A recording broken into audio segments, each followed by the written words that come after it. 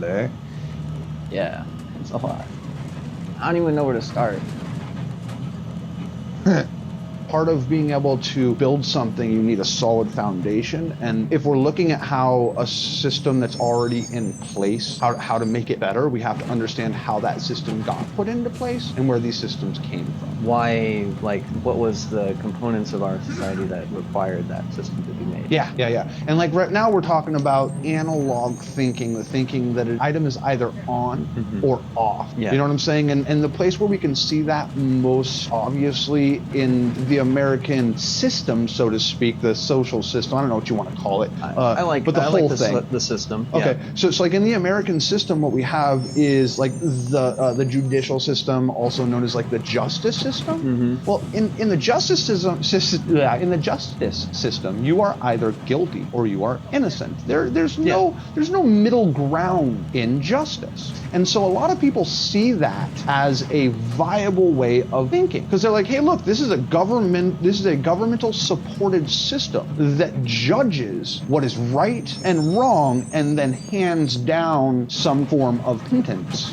If you know what I'm saying, blah blah blah. And they've been given the right to do that. Correct. By the through our democratic process, these people are generally elected. This is where we have this analog thinking, 0 and 1 thinking. Bit-based logic. There you go, bit-based logic. I almost don't want to like overshoot, but like this on or off logic, That's 0 perfect. or 1 like a logic. light switch. Yeah, like a light switch. I can see this echoing over and over in our society, where we end up with a lot of people who are like, oh, you're either for us or you're against us.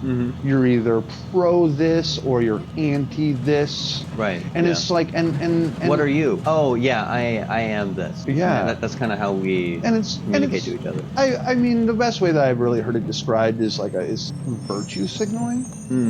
That term has been kind of used in a lot of ways, so a lot of people feel like that's a buzzword, and so they have a lot of feelings about it.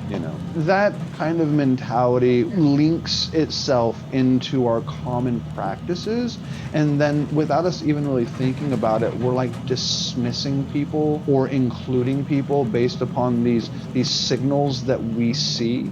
And when we do that, we end up actually pushing and pulling these different things around in our existence. And if we don't understand what we're doing, we can really lose ourselves. When we end up hitting a point where we're judging others and we're allowing ourselves to be judged based upon these signals that we're casting out, to be like, oh, I'm virtuous in this manner or I'm virtuous in that manner, and that leads us into these cycles where we can look down at people who have gone through the judicial system and be like, oh, well, they're less than. Those guys, they did something bad, and now so we can judge them. It's a terrible thing that we do in our society.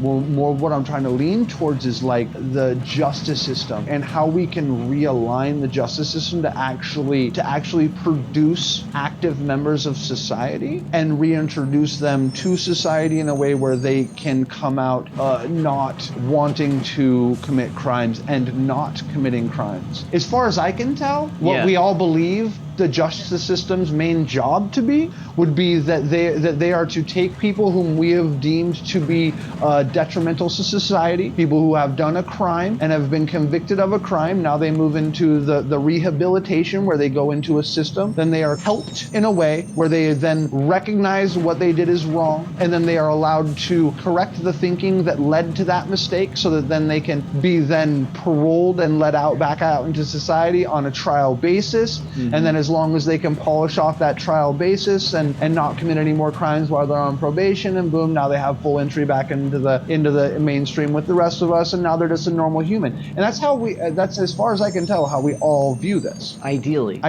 This is, in my opinion, this is the goal. If the penal system was better, then the judicial system itself would be far less faulty. A large amount of what's wrong with the system that we have right now is that when people come out of prison, that they're worse off than they were before they went into prison. And that's kind of the biggest issue with the judicial system right now. So we look at it and we can kind of boil it down. We do know that. It's pretty obvious. So we boil that down and instead of looking at the obvious endemic problematic issues with releasing people from prison who are not being helped, who are more than likely going to commit another crime and end up back in prison due to our upper 70 percentile recidivism rate, which means the rate in which people go back to prison after getting released from prison. Seriously, we can look at the penal system and where penal systems sprung up first. The first iterations of a prison were made to pay penance in, thus a penitentiary. It is a place to pay penance.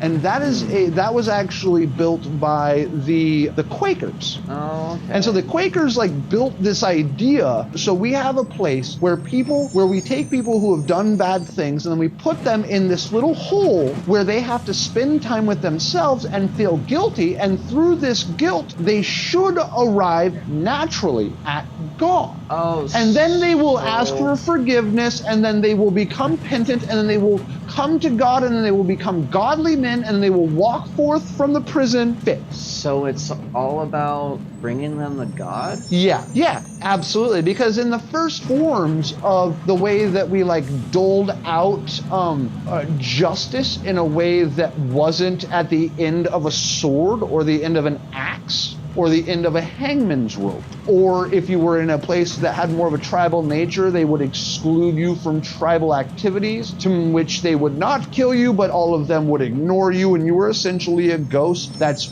a thing that's happened in many different cultures and many different tribes and many different religions for a long time. The idea of not physically murdering someone, but completely ignoring them and excluding them from all communication and inclusion in society. What is that called? That's called shunning. We can continue to formulate bricks around this foundation. We can recognize that the penal system was built to enforce the feeling of guilt. It is built to then bring you to God and to make you realize your mistakes. And these are all just fundamentalist ideals. At that point in time, the practice of religion that was enforced by law, so it wasn't a choice. You had to conform to the laws, and those laws were based upon religious tenets, and so thusly the law and religion were the same.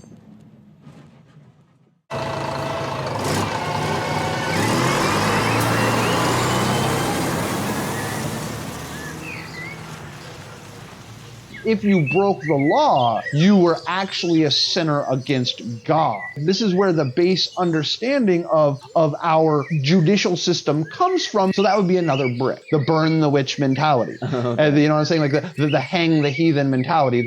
If you are against us, we can mark you as an enemy to the point where we can actually make you into a demon, which is where the term demonization comes from. We can make you into something that is against the thing that we love and cherish the most, which then allows us to treat you in a subhuman way. We can enslave you, we can put you in a hole and let you sit there for the rest of your life, we can starve you, we can torture you, we can hang you, we can stab you.